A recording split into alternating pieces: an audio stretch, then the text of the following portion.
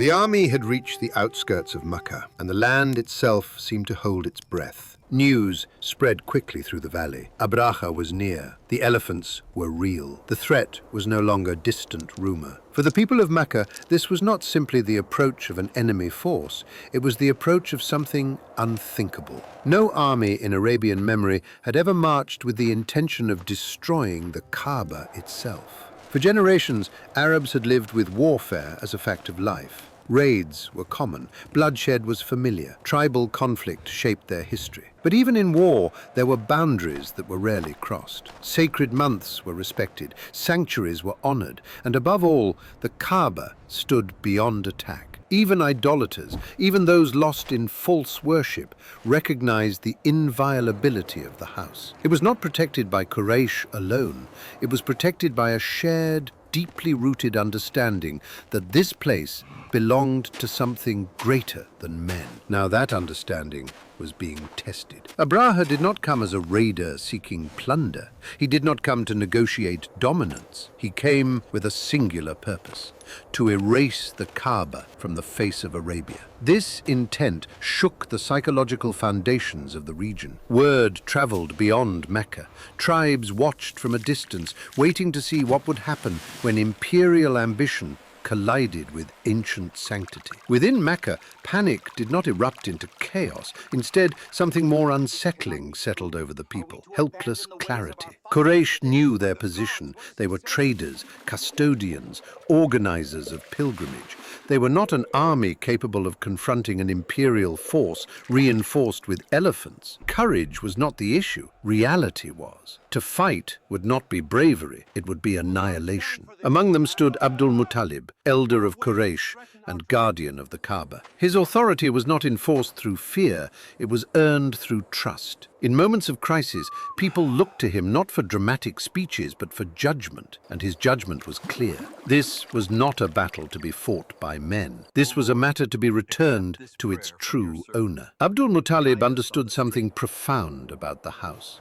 Quraysh served it, they benefited from it, they honored it, but they did not own it. Ownership belonged to Allah alone. If Allah willed to protect his house, no army could harm it. And if Allah willed otherwise, no sword could prevent it. This was not resignation, it was clarity born of Tawakkul. When Abraha's forces began seizing livestock outside the city, including camels belonging to Abdul Muttalib himself, a moment arrived that would define history. Abdul Muttalib did not respond with fury. He did not rally warriors. He prepared to meet Abraha face to face, not as a king confronting a king, but as a servant standing within his limits. The meeting between Abdul Muttalib and Abraha was not a clash of equal powers. It was a contrast of worldviews. Abraha expected resistance, bargaining, or defiance. Instead, he encountered calm dignity. When Abdul Muttalib spoke only of his camels and not of the Kaaba, Abraha mistook wisdom for weakness. He could not comprehend a faith that distinguished between what belonged to men and what belonged to Allah. Abdul Muttalib's words were simple, but they carried weight far beyond the moment. He acknowledged ownership where it was due. He reclaimed what belonged to him, and he entrusted what belonged to Allah back to Allah. In doing so, he demonstrated a principle that would later define the message of Islam. True strength lies in knowing where human power ends. After the meeting, Quraysh did not prepare defenses. They did not sharpen blades. They withdrew from the valley. Families moved into the surrounding hills. From a distance, they watched their city, their sanctuary, and their history stand exposed before an unstoppable force. To an outside observer, it looked like abandonment. In truth, it was reliance. The night before the army's advance was heavy with silence. Makkah lay still beneath the stars. The Kaaba stood unchanged, surrounded by idols that would soon prove powerless. No angel descended yet. No sign appeared. The delay itself was part of the test. Would hearts remain firm when nothing happened? Across Arabia, something intangible was unfolding. This was no longer merely about Abraha or Quraysh. This was a moment Allah had chosen to mark history. A world accustomed to human power was about to witness its limits. A house built by Ibrahim would be defended not by descendants or armies, but by the command of the one who had ordered its foundations raised. blazed. As dawn approached, the army prepared to move. The elephants were positioned. Commands were issued. The path toward the Kaaba lay open. And in that moment, before a single step was taken, before a single stone was cast, the stage was set for a sign that would echo through time and prepare the world for a birth soon to come. The night settled over Mecca in complete stillness.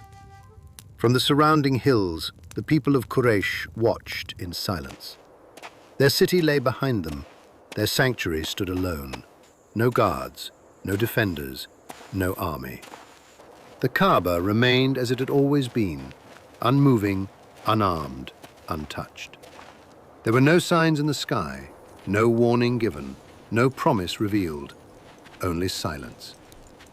In the valley below, Abraha's army made its final preparations. Fires burned, commands were whispered. The path toward the house was open. By every human measure, nothing stood in their way. And yet, this was the moment when all of Arabia stood unknowingly on the edge of a reality far greater than power, far greater than armies, far greater than kings. What would follow would not be decided by men. Dawn was coming.